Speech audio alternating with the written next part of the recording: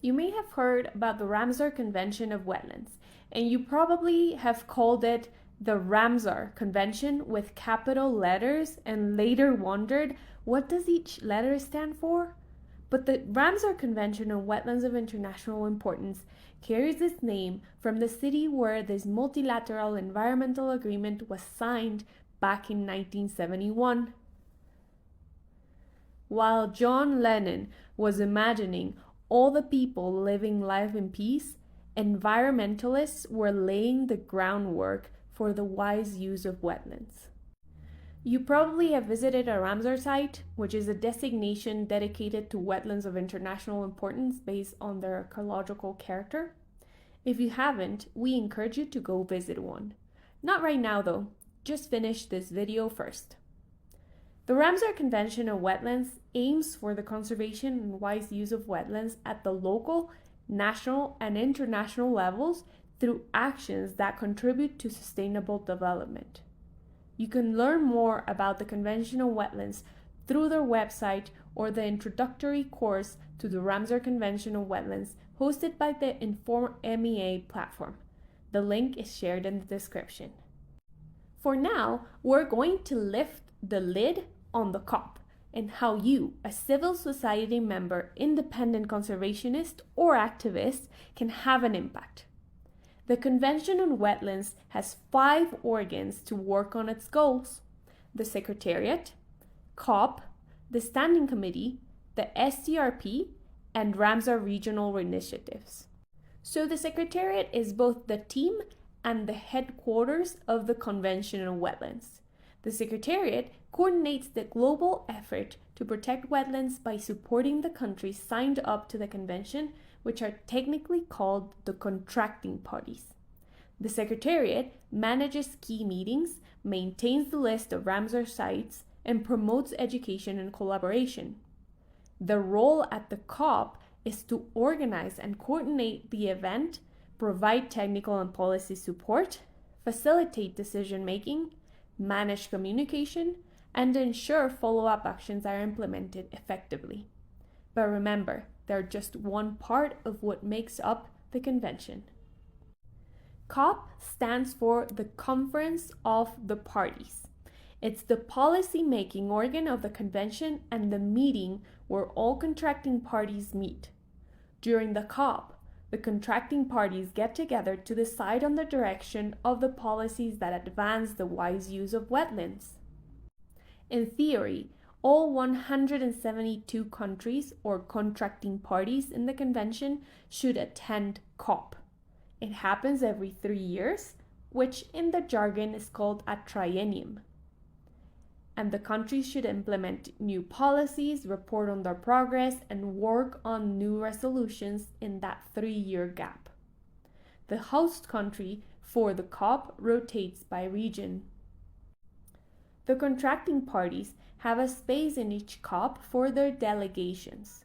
A delegation is a group sent by a government, usually the officials who work in the implementation of the Convention on Wetlands at the national level. Typically, you will have the national focal points and the administrative authority, which are officials who often belong to each country's equivalent to the Ministry of Environment. To date, the Convention on Wetlands has held 14 COPs, and in 2025, COP15 will be held in Zimbabwe. But wait, wasn't COP29 just a few months ago? And also I heard about COP16 in Colombia. I'm confused. Yeah, you're right. It's actually very simple. Each multilateral environmental agreement has its own COP. So COP29, which happened in Azerbaijan in 2024, was for the United Nations Framework Convention on Climate Change. And COP16, which happened in Colombia, was for the Convention of Biological Diversity. We're talking about the Ramsar Convention on Wetlands COP. At the Convention on Wetlands COP, other non-government related representatives are welcome.